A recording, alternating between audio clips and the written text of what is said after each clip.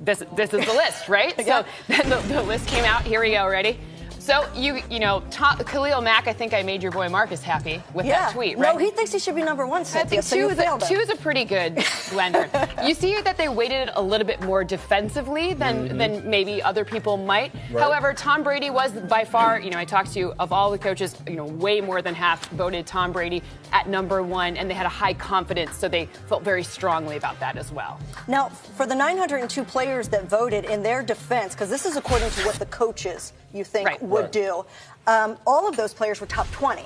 So they weren't far off. It wasn't a big discrepancy between the coaches and the players. I asked you this, and you told us this in your production meeting, about what coaches value as far as positions. And that also has to do with their list. One of the hardest parts about analytics is valuing a position. I don't think it's fair to say, is a wide receiver more important than a quarterback?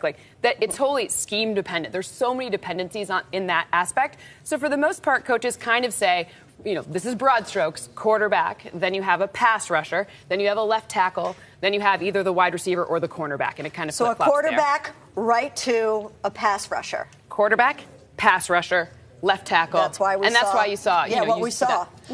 Give us your real top 10, not your analytics top 10.